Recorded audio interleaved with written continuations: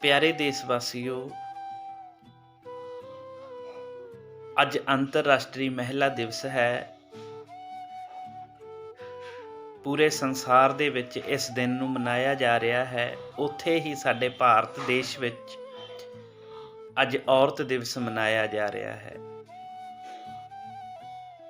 ਸਾਡੇ ਭਾਰਤ ਦੇਸ਼ ਦੀ ਜਿਹੜੀ ਔਰਤ ਹੈ ਉਹ ਸਦੀਆਂ ਬਾਅਦ ਮਾਨਸਿਕ ਅਤੇ ਸਰੀਰਕ ਤੌਰ ਤੇ ਸੁਤੰਤਰ ਹੋਈ ਹੈ, ਆਜ਼ਾਦ ਹੋਈ ਹੈ। ਨਹੀਂ, ਇਸ ਭਾਰਤ ਦੇਸ਼ ਦੀ ਧਰਤੀ ਦੇ ਉੱਤੇ ਇਸ ਔਰਤ ਨੂੰ ਆਮ ਮਨੁੱਖਾਂ ਦੀ ਤਾਂ ਗੱਲ ਛੱਡੋ, ਧਾਰਮਿਕ ਗ੍ਰੰਥਾਂ ਦੇ ਵਿੱਚ ਪੈਰ ਦੀ ਜੁੱਤੀ, ਕਲੈਣੀ, ਛੁੱਟੜ, ਝੂਠੀ, ਕੂੜੀ, ਪਤਾ ਨਹੀਂ ਕਿਹੜੇ ਕਿਹੜੇ ਨਾਮਾਂ ਨਾਲ ਪੁਕਾਰਿਆ ਗਿਆ ਸੀ। ਇਸ ਔਰਤ ਦੀ ਲੜਾਈ, ਇਸ ਔਰਤ ਦੇ ਹੱਕਾਂ ਦੀ ਲੜਾਈ, ਇਸ ਔਰਤ ਦੀ ਆਜ਼ਾਦੀ ਦੀ ਲੜਾਈ ਸਾਡੇ ਸਤਿਗੁਰਾਂ, ਸਾਡੇ ਰਹਿਬਰਾਂ, ਸਾਡੇ ਮਹਾਂਪੁਰਖਿਆਂ ਨੇ ਲੜੀ। ਜਿਸ ਔਰਤ ਨੂੰ ਪੈਰ ਦੀ ਜੁੱਤੀ ਕਹਿ ਕੇ ਆਖਿਆ ਜਾਂਦਾ ਸੀ, ਉਸ ਨੂੰ ਸਿਰ ਦਾ ਤਾਜ ਬਣਾਇਆ।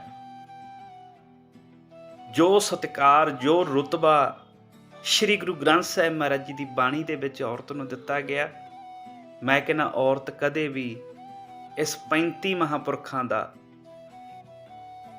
ਦੇਣਾ ਨਹੀਂ ਦੇ ਸਕਦੀ।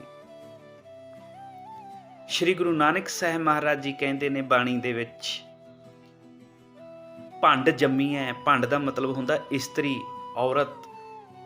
ਭੰਡ ਤੋਂ ਹੀ ਅਸੀਂ ਜੰਮਦੇ ਹਾਂ, ਔਰਤ ਹੀ ਸਾਨੂੰ ਜਨਮ ਦਿੰਦੀ ਹੈ। ਭੰਡ ਜੰਮੀ ਹੈ, ਭੰਡ ਨਿੰਮੀ ਹੈ, ਸਾਡੇ ਸਰੀਰ ਦਾ ਨਿਰਮਾਣ ਹੁੰਦਾ। ਭੰਡ ਮੰਗਣ ਵੀ ਆ, ਭੰਡ ਭਾਵ ਇਸਤਰੀ ਦੇ ਨਾਲ ਹੀ ਸਾਡਾ ਮੰਗਣਾ ਕੁੜਮਾਈ ਹੁੰਦੀ ਹੈ, ਉਹਦੇ ਨਾਲ ਹੀ ਵਿਆਹ ਹੁੰਦਾ।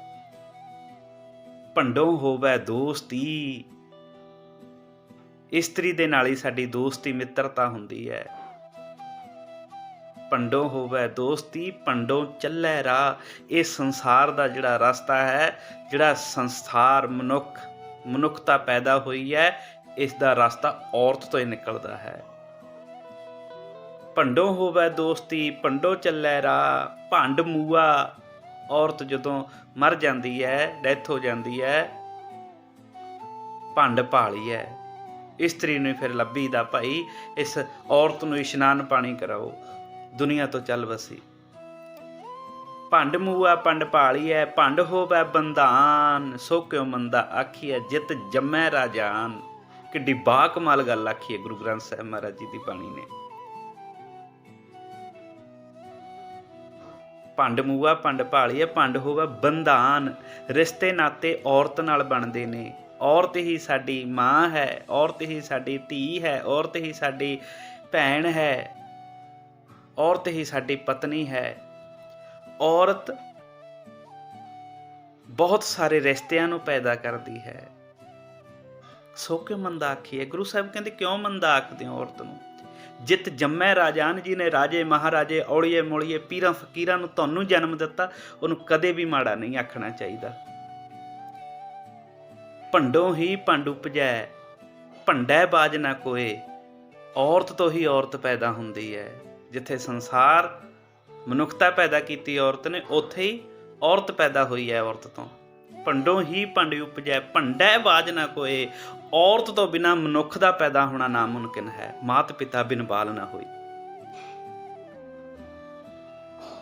ਨਾਨਕ ਹੈ ਨਾਨਕ ਭੰਡੈ ਬਾਹਰਾ, ਇਸਤਰੀ ਤੋਂ ਬਾਹਰ, ਇਸਤਰੀ ਤੋਂ ਬਿਨਾਂ ਜਿਹਨੇ ਜਨਮ ਲਿਆ, ਇੱਕੋ ਸੱਚਾ ਸੋਏ। ਇੱਕ ਅਕਾਲ ਪੁਰਖ, ਇੱਕ ਰੱਬ, ਨੇਚਰੋਫਲਾ, ਕੁਦਰਤ ਵਰਤਾਰਾ ਜੋ ਅਸੀਂ ਦੇਖ ਰਹੇ ਹਾਂ, ਇਹ ਆ ਜੋ ਇੱਕ ਔਰਤ ਤੋਂ ਜਨਮ ਨਹੀਂ ਲਿਆ। ਨਹੀਂ ਤਾਂ ਬਾਕੀ ਜਿੰਨਾ ਮਨੁੱਖਤਾ ਸੰਸਾਰ ਵੇਖਦੇ ਆ, ਇਸਨੇ ਔਰਤ ਤੋਂ ਜਨਮ ਲਿਆ ਹੈ। ਮਾਂ ਤਾਂ ਮਾਂ ਹੁੰਦੀ ਹੈ ਨਾ, ਭਾਵੇਂ ਉਹ ਮਨੁੱਖਤਾ ਦੀ ਹੋਵੇ, ਭਾਵੇਂ ਉਹ ਜਾਨਵਰਾਂ ਦੀਆਂ ਮਾਵਾਂ ਹੋਣ, ਭਾਵੇਂ ਉਹ ਪੰਛੀਆਂ ਦੀਆਂ ਮਾਵਾਂ ਹੋਣ, ਉਹਨਾਂ ਵਿੱਚ ਵੀ ਇੱਕ ਇਨਸਾਨੀਅਤ ਹੁੰਦੀ ਹੈ, ਉਹਨਾਂ ਵਿੱਚ ਵੀ ਇੱਕ ਲਗਾਅ ਹੁੰਦਾ, ਖਿੱਚ ਹੁੰਦੀ ਹੈ, ਤੜਫ ਹੁੰਦੀ ਹੈ। ਇੱਥੇ ਮਨੁੱਖਤਾ ਨੂੰ ਸਤਿਗੁਰ ਸਮਝਾਉਂਦੇ ਨੇ ਕਿ ਉਸ ਔਰਤ ਨੂੰ ਕਦੇ ਵੀ ਮਾੜਾ ਨਾ ਆਖੋ, ਜਿਸ ਨੇ ਇਸ ਸੰਸਾਰ ਨੂੰ ਪੈਦਾ ਕੀਤਾ, ਚਲਾਇਆ ਹੈ। ਤੇ ਸਤਿਗੁਰ ਸੱਚੇ ਪਾਤਸ਼ਾਹ ਗੁਰੂ ਗ੍ਰੰਥ ਸਾਹਿਬ ਮਹਾਰਾਜ ਜੀ ਦੀ ਬਾਣੀ ਜਿੱਥੇ ਔਰਤ ਦੇ ਹੱਕ ਵਿੱਚ ਐਡੀ ਵੱਡੀ ਬਾਜ਼ ਬੁਲੰਦ ਕਰਦੀ ਹੈ, ਉੱਥੇ ਸਾਡੇ ਬਾਬਾ ਸਾਹਿਬ ਡਾਕਟਰ ਭੀਮ ਰਾਓ ਅੰਬੇਡਕਰ ਸਾਹਿਬ ਜੀ ਨੇ ਉਸ ਔਰਤ ਨੂੰ ਜਿਹਨੂੰ ਪੈਰ ਦੀ ਜੁੱਤੀ ਆਖਿਆ ਜਾਂਦਾ ਸੀ, ਅੱਜ ਸਿਰ ਦਾ ਤਾਜ ਬਣਾ ਦਿੱਤੀ। ਅੱਜ ਉੱਚੇ ਤੋਂ ਉੱਚੇ ਰੁਤਬਿਆਂ ਤੋਂ ਵੱਡੇ ਅਹੁਦਿਆਂ ਤੇ ਔਰਤ ਬਿਰਾਜਮਾਨ ਹੈ।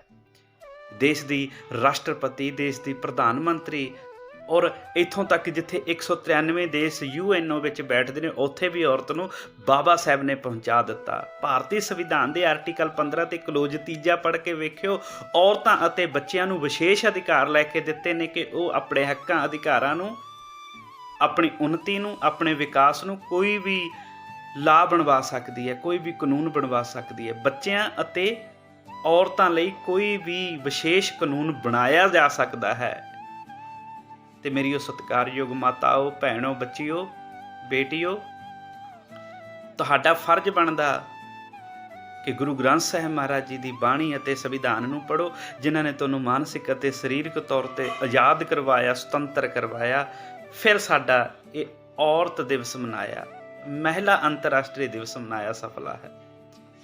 ਇੰਨੀਆਂ ਬੇਨਤੀਆਂ ਕਰਦਾ ਖਿਮਾ ਦਾ ਜਾਚਕ ਹਾਂ ਜੀ। ਜੈ ਗੁਰਦੇਵ, ਜੈ ਭੀਮ, ਵਾਹਿਗੁਰੂ ਜੀ ਕਾ ਖਾਲਸਾ, ਵਾਹਿਗੁਰੂ ਜੀ ਕੀ ਫਤਿਹ।